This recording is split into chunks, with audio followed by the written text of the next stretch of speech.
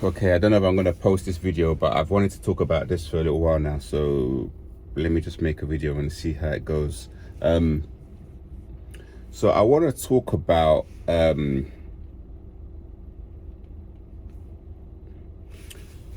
sexual energy and anointed people, chosen one, empaths, highly intuitive, highly sensitive, highly empathetic, scapegoats, who else? Middle children. Don't have to be the middle child, but the scapegoat child, child left behind. You get the picture. Sacrificed child, sacrificial lamb child. Anyway, sexual energy, very, very powerful energy, which needs to be transmuted, should be transmuted if you want to use it for positive, for kind of using it to bring things into fruition, bring things into your mind, into reality.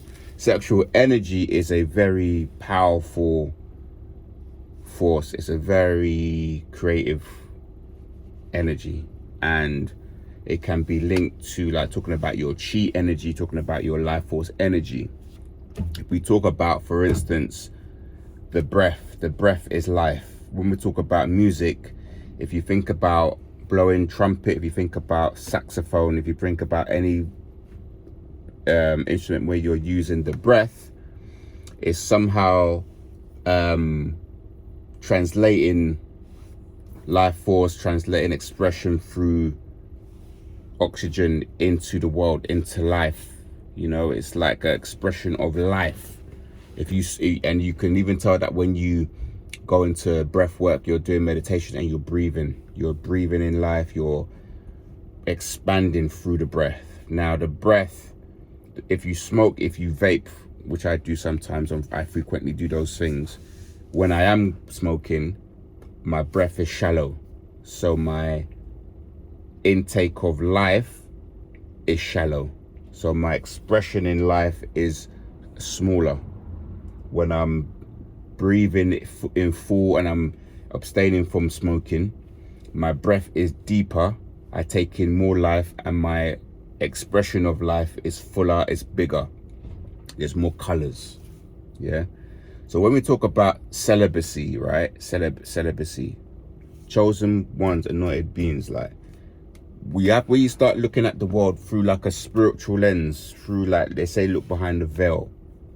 We're not, yes, we're not perfect. I have to keep saying it. We're not, you have to think about exchanging energy with people who are unawakened, people who have demons on them, people who are carrying dark forces, who represent the evil one, who have a lot of negative entities.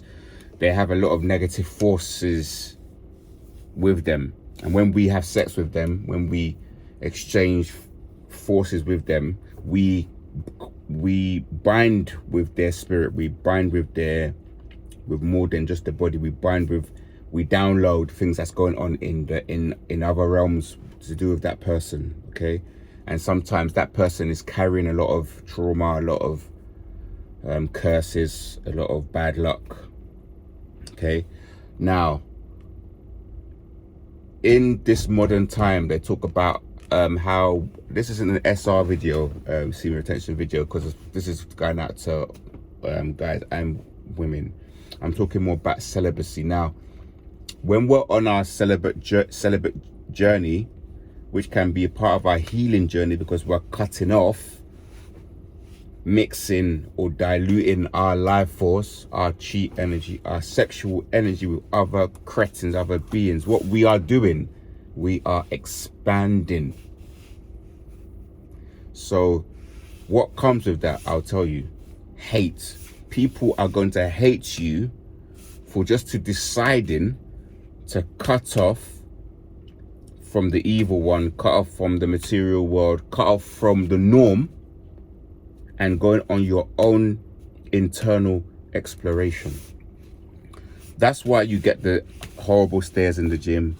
That's why people at your workplace are attacking you. That's why people in other cars at traffic lights are giving you bad looks. That's why people in the shops are giving you bad looks. Also, so when we talk about celibacy, we talk about guys, we call that semen retention. There is an attraction side of that, which can be a nice feeling, yeah. But we're doing this for Most High. We're doing it for ourselves. We're doing it for our purpose. We're not doing it for that. Now, in my view, in my experience, I get more of the attacks become more intensified from the evil one. More attacks coming from Shaitan, you know, his little helpers. They know who we are. These little agents, these marine kingdom agents who, you know, are my gang stalkers go up. My people following me, my van goes up. People watching me with like dirty looks goes up. People who are, you know, frequenting, you know, destiny swappers, frequenting the same places that I go, it goes up. Yeah, because in effect, we are, by holding on to our vibes, we're actually becoming more powerful in the spiritual realm. We're so weird. Like, we're becoming more powerful, and the more people that come against you, the bigger you are. So they need more to drag us back down to our lustful ways, you know, like these low vibrational behaviors, which we have it, as well as these narcopaths. We have those low vibrational vibes. We have it. That lust demon. Empaths, you know, that big energy that we have, that sexual energy, we have the exact thing that attacks narcs. We have it as well, but narcs are sort of the somatic narcs. They're using their bodies to sort of like get supply, to get attention. For us, sometimes it's to numb ourselves from the kind of like grind of feeling too much, the grind of having so much knowledge. Sometimes it's from getting away from the fact that we somehow are always like the truth tellers. We're holding the truth to the universe. They must not allow us to speak the truth. Like we can't, you know, show up. We can't show like our talents. People get jealous of us. People attack us. They gang up against us. They discuss us online. They isolate us. They like keep us, you know, talk badly behind us. Family members are jealous of us. Family members only call us when they need something from us. They need a shoulder to cry. All of this stuff, like we want to numb ourselves. So then we go into like alcohol, addictions, gambling, you know, illicit substances. We try to numb ourselves, but we always come back. We never live in those things. Yeah, our spirit always brings us back. We can't stay low like them. We can't, like, it's not us. Yeah, so I understand if anybody's going through any of those things, but I just wanted to say, like, if you're on your celibate journey, try your hardest to stay on the path. If you have a long streak and then you fail, don't beat yourself up too much. Just start the streak again. One thing that I know for certain is, if you're a chosen being, if you're anointed, literally you can do like 3 days of celibacy, of retention, and you're already further than most people walking around here.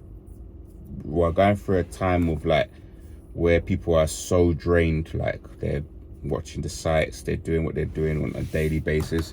Guys are super drained, women are drained, they're yawning, they're dragging their feet on the floor. There's not a lot of people walking to the beat of their own drum, bouncy, positive, happy. People are more sadists. They're more happy to see someone else fail.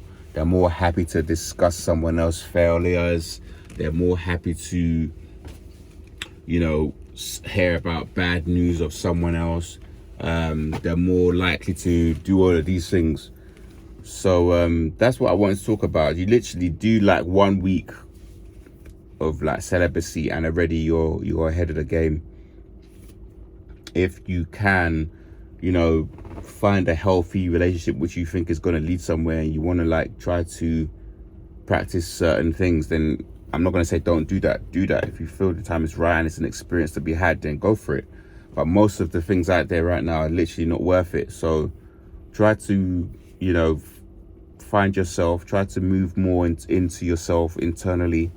trying to work towards like more like purposeful things, even if it's like just like work. Especially like guys, like if you're both guys and girls, like work, you know, put your focus on your job, your day job, your side hustles, your creative pastimes. Don't be stuck in this lustful spirit. It ain't worth it. Peace.